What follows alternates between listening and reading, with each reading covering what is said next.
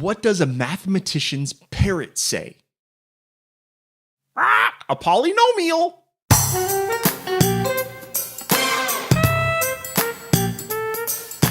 Hey everybody, Joe Workman here, and in this video we are going to be going over the basics of Pi, right? So we're going to be going over about a few of the demos, some of the more simpler demos that you saw on the Pi product page. So without further ado, let's jump on in and check it out. So here we are inside the Pi demo project that ships with the Pi stack. And in this first part of the video, we're going to be reviewing demos 1, 2, and 3. Okay. Now, before I start jumping into settings and show you how to set everything up, let's just go ahead and preview and see exactly what these demos do for us. So we see in this first demo, we're taking the number of pixels in this number field and we're converting them to rem. Essentially, we're just dividing it by 16, right? So here we have, if it's 16 pixels, we have 1 rem. And if we increase that value, we'll see that Pi automatically converts the numbers that we want into rem. And if you've ever used Foundation before, you've probably recognized the rem unit. It's a responsive sizing unit that is used all throughout Foundation. So this is a great little simple demo that converts pixels into rem values. This next demo takes a value from a slider. Okay, and as you see, as I scroll here, all the values here will change. So this first one basically takes the value of the slider and multiplies it by 3. And then the rest of the values here are basically rounded versions of that number.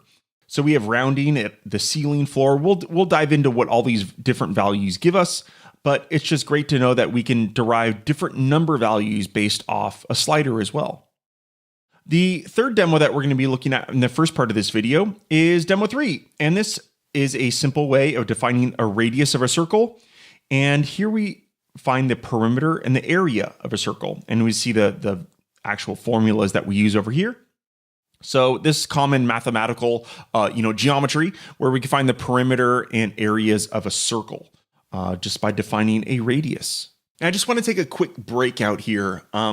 Something I should have mentioned is that in this demo, we're going to be using all Foundation form stacks. Now, Pi doesn't require Foundation. It will work with any form stack out there. At least it should, right? We tested it with Forms Plus and with Form Snap works a treat, okay? But for this demo, we're going to be using Foundation forms. Now, Pi doesn't ship with its own forms at all. You have to use it with an existing form solution, right? So all throughout these demos, we're going to be using the Foundation forms. So if you're familiar with those, great. If not, you can use your favorite form stack, and Pi should work identically just with your favorite form stack. So let's jump back in and finish these demos, and I hope you enjoy Pi. Okay, now throughout the Pi demo, you'll notice that one thing we've done is we've added a pen stack into the demo, and this is a free stack that I released last year, and it's a great way of just adding notes for you in edit mode. So if you don't have this stack, go to my website, download it for free. It's just a great way of displaying notes. And we added notes for every single demo that kind of explains about that demo and some unique things about it. So if you're perusing through the demo file, this pen stack is a great way of seeing notes and things about the particular demo that you're looking at. So first thing we'll notice with Pi is that I have it inside of a form stack. Now, you don't need to have Pi inside of a form. However, in this particular demo here, or this page, I have a lot of Pi instances, right? So Pi is a lot more performant when you have it inside of a form stack. Reason being is Pi watches for various changes in elements within the page. Now, if you have it within a form, it only watches the form elements within that form. However, if you have Pi outside of a form, it will look for instances on the entire page. So just be careful if you want to have lots of Pis on a page and maybe that have different formulas that do different things, you might want to encapsulate them inside of a single form stack. Now, if we look at this form stack, this is a Foundation form. You'll notice that I turned off everything, right? I have no validation, no emails, no MySQL. It's just a form that does essentially nothing, right? But it's a great way of encapsulating Pi so that we don't need, it's faster and works a little bit better. So next up we have, let's look at the details of this demo. Here we have a single number input. So this is just a normal number input. And if we notice, I give it a field name of pixels, okay? Because that's exactly what this does, right? It gives us the pixels that we want. And here's the Pi, okay? So we added Pi to the page. And what we've done here is, this is in this area here, this is where you type in your formula. So this is what I want Pi to do. And hopefully it's pretty self-explanatory. If we look at the syntax here, you'll notice that we're using a common kind of mustache syntax that you're probably familiar with if you used Foundation Forms or a lot of my other stacks. Use 2 curly braces, and then the name of the field that we want. So if you remember here, in this first number stack, I gave it a name of pixels. So here, I'm going to put that pixel's name inside brackets, and Pi is going to take the value from that field and insert it into my formula. Then simply I do divided by 16, and we're done. Now, Pi will then take the value from the number and divide it by 16. Now, here's the next part. How do we then use that value? Okay, so Pi, if we notice here, we give it a name as well. So I gave this Pi a name of rem because that's what we're calculating. We're calculating the rem value of the pixels. So the next bit is we want to display this value on the page. So how do we do that? So there's 2 ways we can do that. If we click in the Pi settings, you'll notice that there's this show snippet setting here. If I click on that, you'll see that we have a snippet here.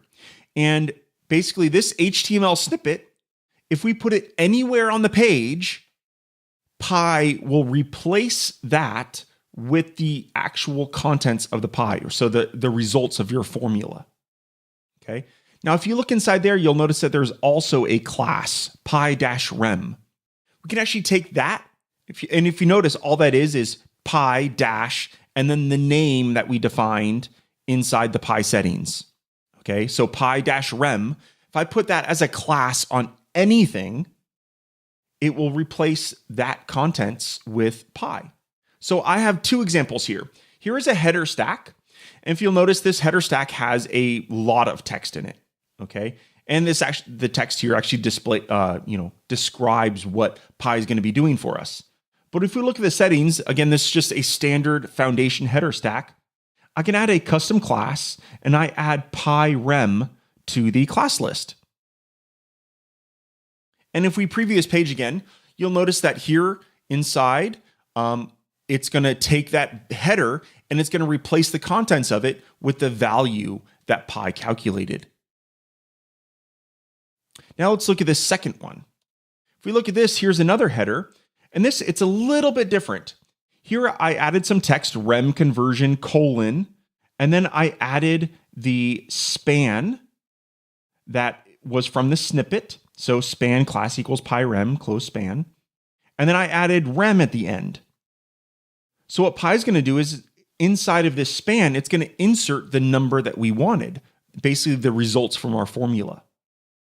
And that's exactly what happens. And whenever I change the value, Pi notices that I changed the value and it immediately recalculates and refills in these fields for us dynamically on the fly. So now let's go ahead and jump into demo 2. Here we have a slider, and I've given that a field name of slider, okay? And let's look at our first Pi. This first Pi, I've given it a name of triple.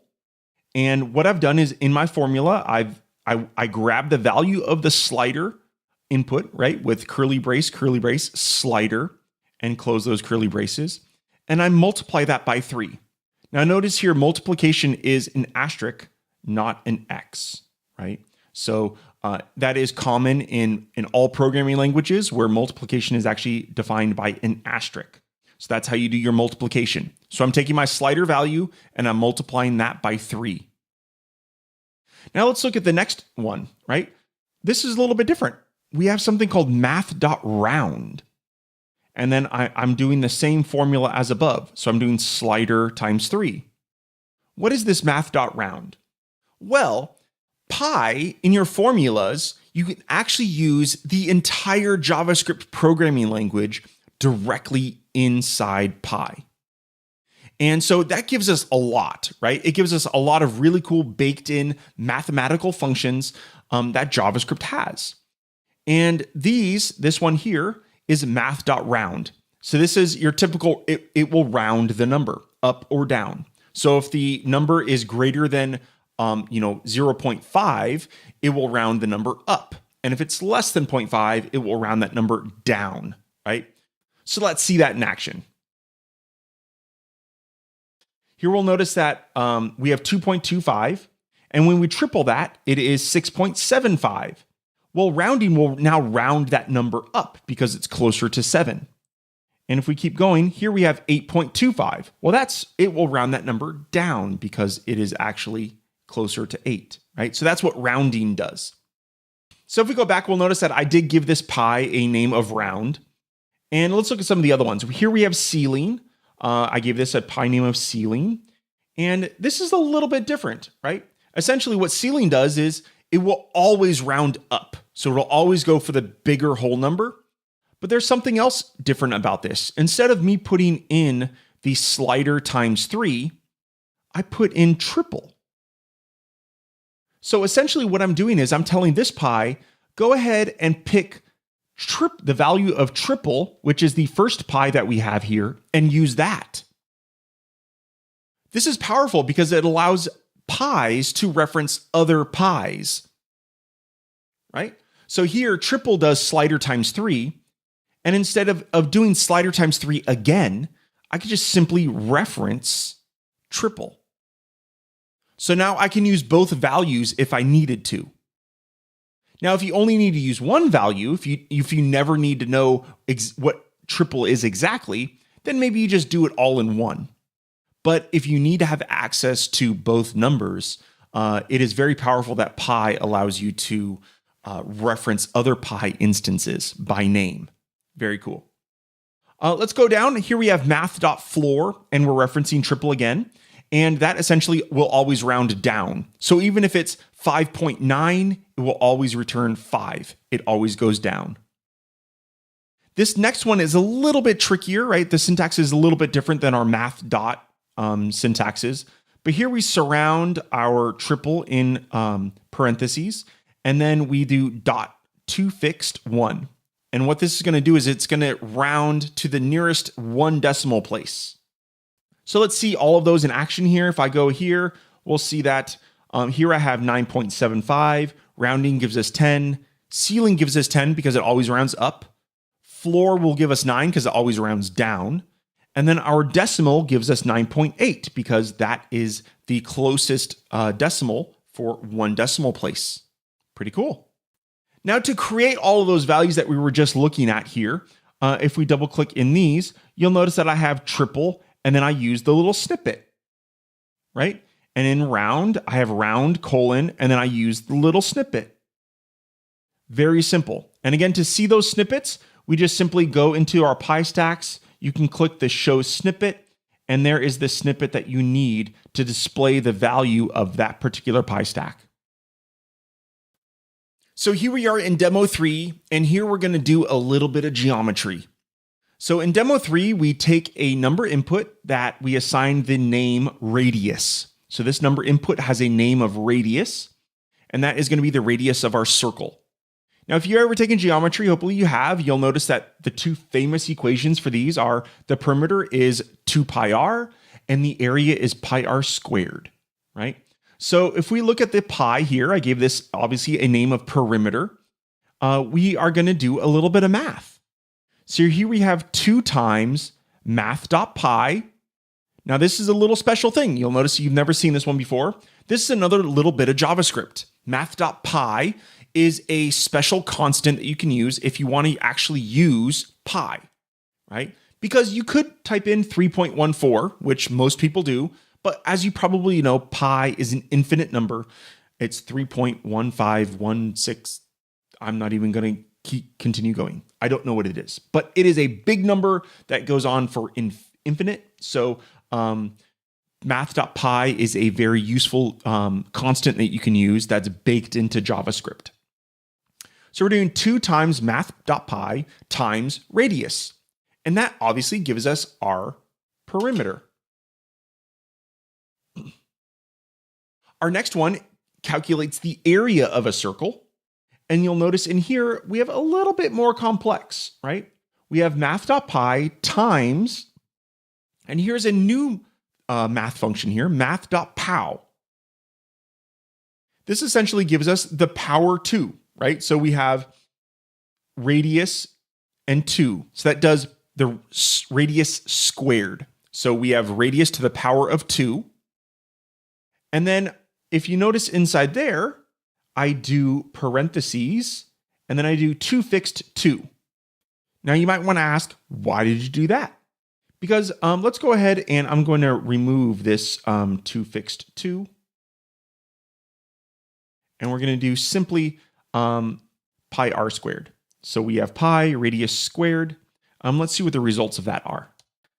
If we notice here, it gives us a big number, right? With lots of decimals. So what if I only want to have 2 decimal places? That's exactly what that 2 fixed syntax does for us. So let's go ahead and add that back in. I'm going to go over here and we're going to add parentheses around the entire thing. And then I'm going to do dot 2 fixed. And I want 2 decimal places and we're golden. There we go. So now I have in my area, I only have 2 decimal places now. Very cool. Now, just as you saw before, in order to get these values onto the page, I just simply use the snippets again. So here I have p equals, and then I use the snippet from the perimeter stack, right? Again, to do that, we go to the pi, we go show snippet, and there is my snippet that I need to add onto the page in order to see the value. And we did the same thing here for area. We have span class equals pi dash circle area, and that will then display that. So as you see, pi is really simple to use. Now this last example, there was a little bit of tricky syntax. There was a lot going on in there, right? And so what can we do to make that a little bit easier to read and create, right? And basically what I recommend is you could potentially, if you want to do something a little bit more complex rather than just, field times 3, is you could definitely use your own kind of text editor to edit these things, right? Just makes it a little bit simpler to use. So I'm going to show you an example, maybe a couple examples with some apps that you probably might have on your own machine. I'm going to show you one with text edit, and then we're going to move over and I'm going to show you what I use, an app called VS Code that allows you, it's free to download, but I'm going to show you kind of the benefits of using either of those. So as I just said, if we look at this particular formula from demo 3 and we open that and we want to edit this, it could get really hairy, right? So what we're going to do is I'm just going to copy this. So here we are in text edit. This is on everybody's Mac and we can use this. Now, I recommend that you use a monospace font when looking at this stuff. It just makes it a little bit easier to look at, right? So from here, you probably should have Monaco. And let's just go ahead for this video. I'm going to make it big. Let's make it like 24 pixels. And I'm going to paste that in. So here we are. As you see, this is just a little bit easier to read and look at. Sometimes you can add some spaces to kind of give us some context of what we need, right? So if we notice here, we have math.pi times, and then we have math.pow. And that math.pow requires that it's inside 2 different brackets. And then here we define our radius by giving our curly brackets. And then we have a comma because we have to provide the radius or a number and then the power that we want to do. So we're going to do the power of 2 for radius. And then basically I want to take that value and then I want to do 2 fixed, right? So essentially what we're doing is, I'm just going to go ahead, we're doing this. This gives me a value that has a big, huge decimal number. Then I'm placing that inside of parentheses. So here's open parenthesis, close parenthesis. And then I'm doing dot to fixed. And then we're doing, I want 2 decimal places. So we're getting a little bit advanced here, right? Because in JavaScript, syntax matters. And essentially, if you lose any of this, so let's say I forgot that close parenthesis, Pi will break. This will break your page, and be careful because it is very sensitive to syntax. You have to have your syntax down perfect so that everything will work. So here we are in the code editor that I use on a daily basis. It's called VS Code. And this is what I use to develop stacks and websites and stuff every day. So I like VS Code because if you notice, it gives us a little bit of syntax highlighting. So when I pasted this onto the page, down at the bottom here, you can define that this is actually JavaScript. And it can kind of gives us a little bit of help, okay? Now, this curly brace is kind of a Pi specific thing. So you might see little red things on there, but because that isn't technically JavaScript, that's a little bit of additive stuff on top of JavaScript for Pi to work. But it does give us a nice little helper in terms of the nice syntax highlighting and stuff like that. Another thing it does, so remember we wanted to add this to decimal places. So what I'm gonna do is here at the beginning, I'm gonna do parenthesis, and I'm gonna do close parenthesis. And if you notice, it did give me a little red thing saying, hey, I expected a parenthesis there. Okay, that's pretty cool. So now I add the parenthesis and that little red thing goes away because we're syntactically correct now. And then I do dot. And what's cool here is that VS Code gives us things that we can do, right? So I could do, oh, look, to fixed. And then I know I have to do parentheses and it's telling me I have to pass a number. So I can do number 2. Pretty cool. And if we hover over these, you'll notice that it didn't like these curly braces. It didn't expect that. Expect that with Pi. You need these for Pi, but your code editor might say, hey, I don't understand that. But everything else, the errors that they give you, let's say if I delete that parenthesis, it's now going, hey, something's wrong. You're missing a parenthesis somewhere, right? So very cool. I recommend that you use VS Code if you're going to do any sort of complicated math. And then basically all you have to do is you just copy this, head back into RapidWeaver, and just paste it directly into Pi, and you should be good to go. So as you see, Pi, it can get complicated if you want to start doing your own JavaScript, okay? Now, just a word of note, while Pi allows you to build some really complex and amazing things, I cannot help you write your JavaScript. If Pi works great, test it out with something simple like my value +1 or something like that. If it works, awesome. Chances are, if it doesn't work when you put in your complex JavaScript or the page breaks, it means something is wrong, right? And I cannot help you write JavaScript. I just don't have the time or resources to help 1,000 people, develop their things. So what I do recommend is if you have some issues with your JavaScript inside Pi, go ahead and create a post on Weaverspace. And, there are a lot of really smart users, as well as I will attempt to help you, create things that you want. But officially, please don't email me that your JavaScript is broken and that you can't get your formula working. Pi is a powerful tool, but I can't help you code. I'm giving you the power to use that, right? So I hope you enjoy it. Use your power wisely. I can't wait to see what you build with it. I hope that this basics of Pi really gets your head around Pi. Play around with it, and we will have a lot more videos on more advanced stuff to do with Pi as well. So hope you enjoy Pi. We'll talk to you later. Bye.